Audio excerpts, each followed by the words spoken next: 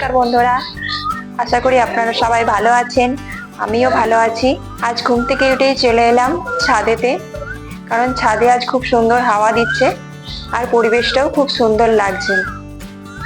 যাই হোক, আমি টিনা, আপনারা দেখছেন Tina's kitchen and daily blog.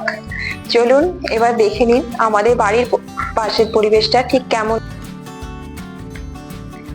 এই দেখুন, আমাদের বাড়ির সামনেই একটা সুপারি গাছ আছে আর একটা নারকেল গাছ, আর পাশে কেমন ধান হয়েছে।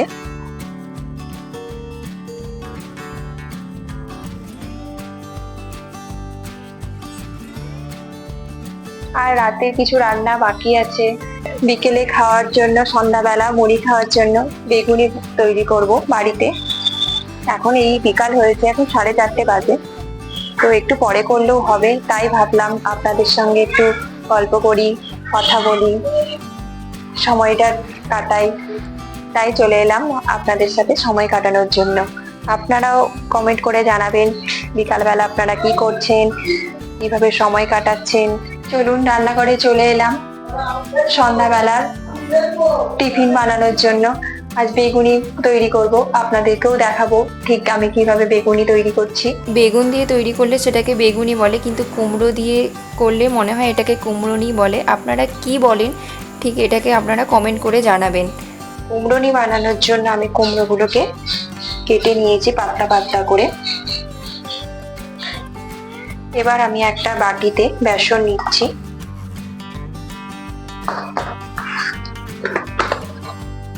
এবার বেসনটাতে কালা জিরা, হলুদ, নুন দিয়ে আমি ভালোভাবে ফাটিয়ে নিয়ে বেগুনি করে নিলাম।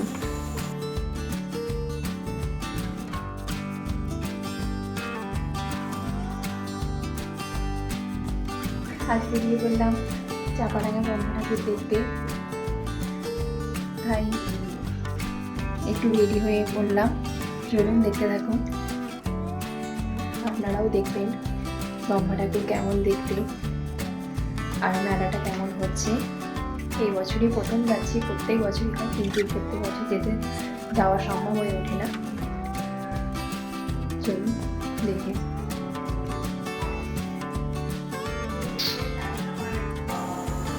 এবার আমরা বেরিয়ে পড়লাম ব্রহ্মা ঠাকুর দেখতে।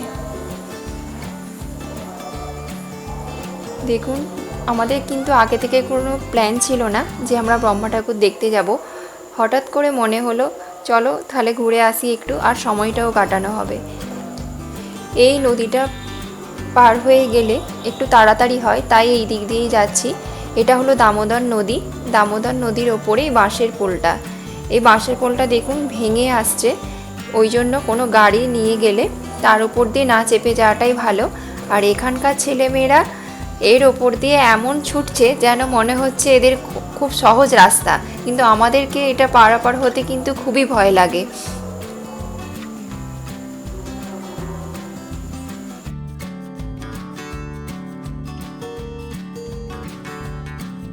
আর এটা হলো জলের ট্যাঙ্ক।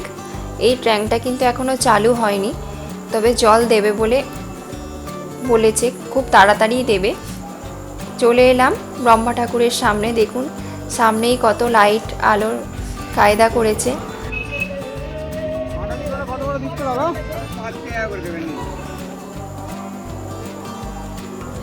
এখনও খুব একটা এখানে ভিড় হচ্ছে না, কারণ এখনও তো সন্ধ্যা সেইভাবে হয়নি, সেই জন্য খুব একটা ভিড় নেই।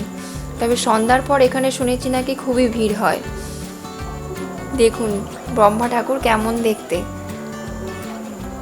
আমি শুনেছি কিন্তু এই প্রথম দেখলাম।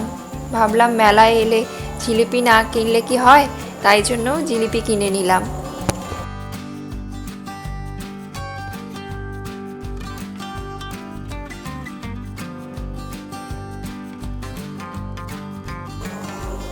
এই যে আনারকলি, গুড়ে কাঠি, এই সবগুলো কিন্তু আমার শাশুড়ি মায়ের খুবই প্রিয়। মেলা মানেই কিন্তু ফুচকা, এগরোল, মোগলাই এইসব, তাই আমরাও কিছুটা ফুচকা খেয়ে নিলাম। মেলা দেখার পর অনেকটা রাত হয়ে গিয়েছে, তাই বাড়ির দিকে ফিরলাম। আমার যদি ভিডিওটা ভালো লেগে থাকে তাহলে লাইক, কমেন্ট এবং শেয়ার করবেন। আর আমার চ্যানেলটিকে সাবস্ক্রাইব করে দেবেন। আর যে সকল বন্ধুরা এখনও আমার চ্যানেলটিকে সাবস্ক্রাইব করেননি, প্লিজ চ্যানেলটিকে সাবস্ক্রাইব করে দেবেন। আপনারা ভালো থাকবেন, সুস্থ থাকবেন। নমস্কার।